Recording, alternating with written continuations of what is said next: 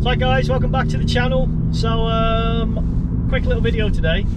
Seeing as though we missed the install of the low pressure pump, I've actually been making these low pressure pumps for a few customers purely because I had a lot of trouble trying to source one. So I've had quite a few people message me and start buying these pumps off me.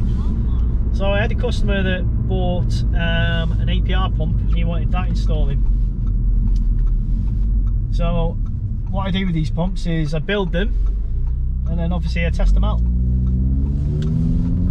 So I just install them in this car just to make sure they're working properly. So anyway, here's a quick video. I mean, it is in the dark, I do apologise for this. The customer wanted a video quite late on at night. So it is a bit dark, but anyway, some of you might find this interesting. So without further ado, let's get into installing that pump.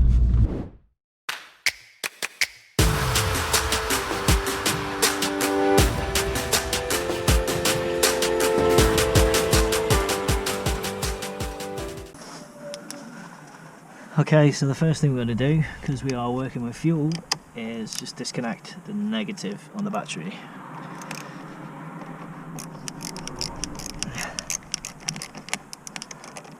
This, there we go.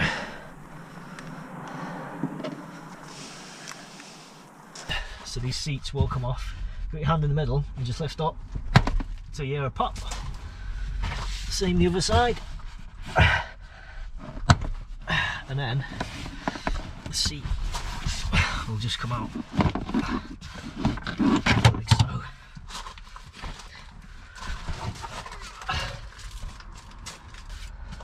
So if you just put your fingers underneath and just pop it out, what I always do, just push this grommet in as well, just gets it out of the way. So here's the fuel pump. So what we're going to need first, let's disconnect connectors. This one's a bit of a bitch.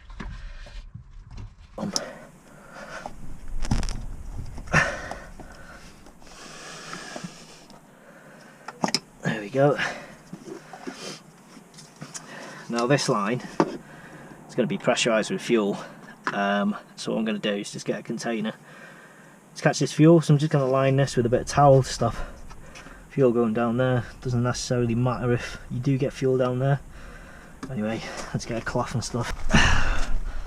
Just gonna put a cloth here, stop the fuel going out, and I'm gonna try and catch what I can in this.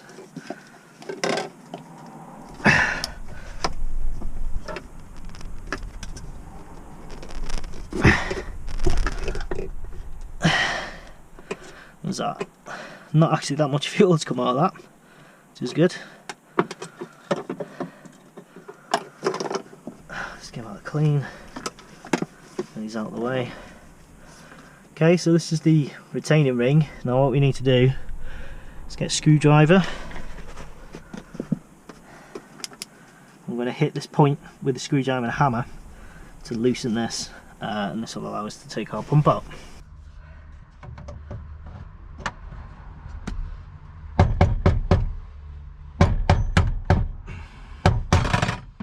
Like so. So let's get that line out of the way. Now you should really wear gloves for this next part, so I'm just going to get some gloves. Now these are my wife's gloves, so they're really fucking tight. So anyway, now we can lift this pump out. But what you need to be careful of is you don't mess up your fuel sender, your float. So yeah, now we have got there we go. Right, I'm just going to soak this up here at the top. So I'm going to tip this fuel into here. And obviously I don't want any of this dirty fuel coming out into it. So what we need to do first, oh yeah, and I probably should have said this to begin with, but always make sure you're really low in your tank, because even when it's below a quarter, your fuel level will be up to here, and it's absolute bitch and a pain in the arse to bloody faff around with fuel everywhere. So this pipe here, you can just disconnect, and we're going to add that to the new pump. So I'm just going to pull that out of the way, and then this pipe is just a connector here.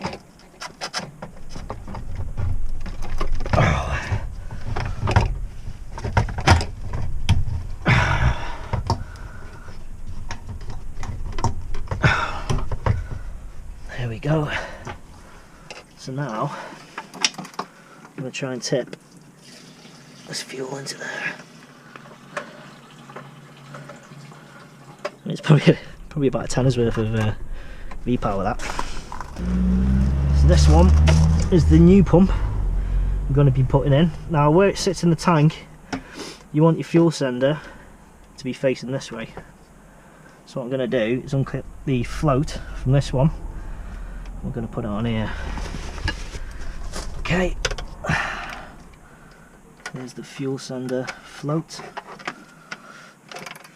And you need to be quite careful with how you put that back in, actually, otherwise you can mess up your fuel reading. Now it's up to you. I like to fit this beforehand because it is a bit of a fucking pain in the arse to fit this. Oh, tucked around there.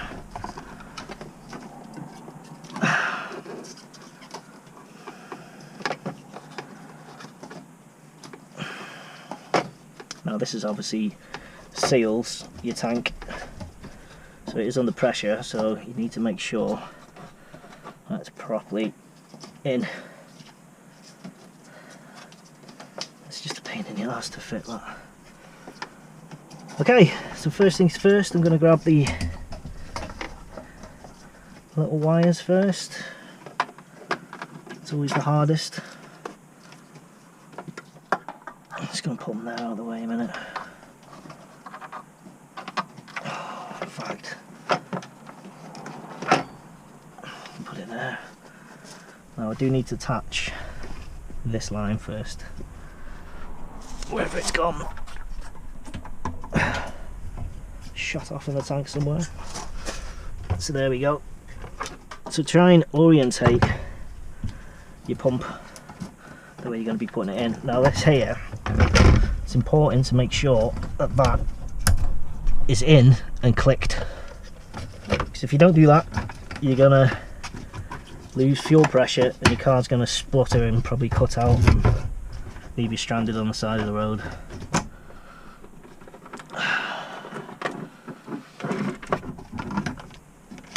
So this pipe just hangs in there like that. You can start to drop this now, but I do need that little clip again.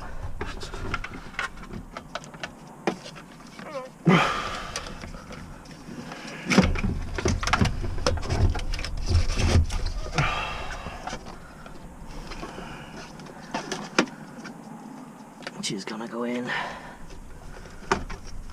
here.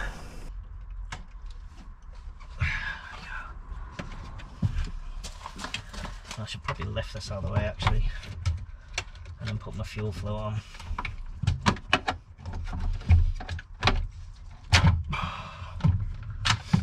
So as I said, this was to be facing this way.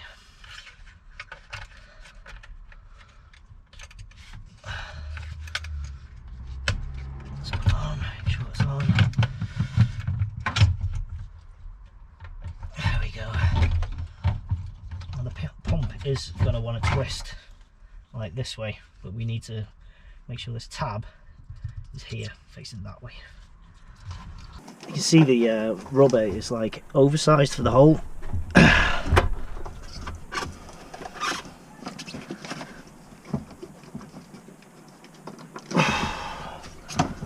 we go, it's in the side. There we go, so that's in now. So now you want to twist it. And that's the way you want to orientate it. Just making sure that seals on properly. You see how the pump wants to twist around? It's so annoying. Alright, so there we go. We get a little retainer, once again that gets in the way.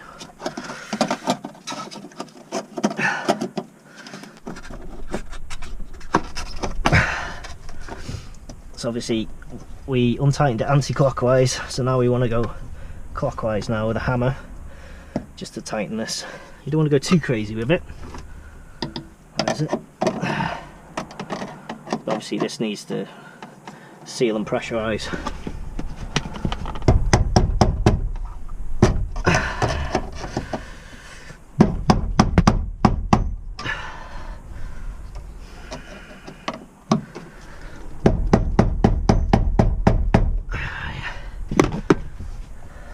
That's tight enough. So now our fuel line goes on.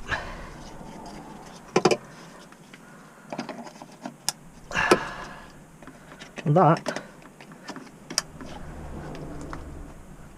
is how you swap the tank over, the fuel pump. So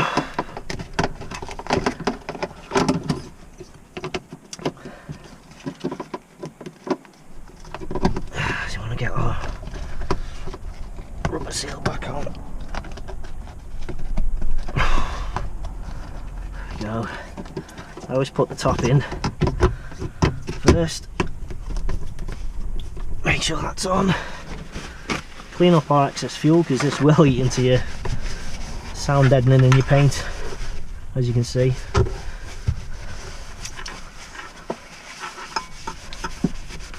So now all that's left to do. Kids and cars, so dirty. Fuel pump changed. Now we're gonna prime it, start the car. It looks like that fuel sender is dodgy. Point out as well, so you do get all these faults. This is obviously because we have just disconnected the battery, so all the sensors and systems will need to basically reset themselves, and they'll do this when you drive. So when you pull away, it will basically reset itself. But yeah, that's interesting, isn't it? So that fuel sender is naff by the looks of it.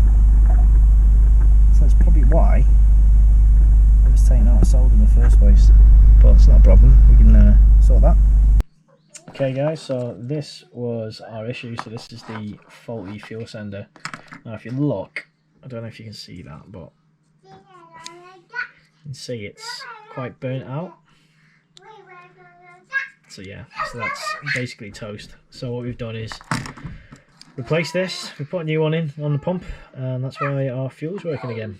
So if you are going to take apart a pump or buy one second hand, just check the electric side of it there, the back, the actual contacts, and you can see it's pretty burnt. So that was never going to work.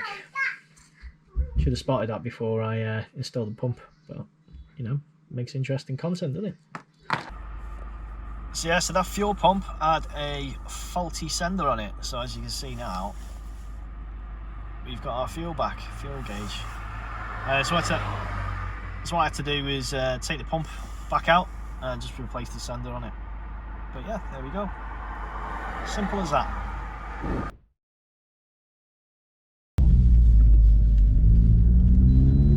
Let's do second gear pull.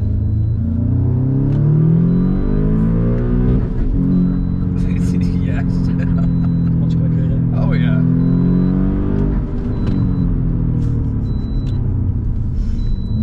Oh, that was much better, isn't it? Yeah.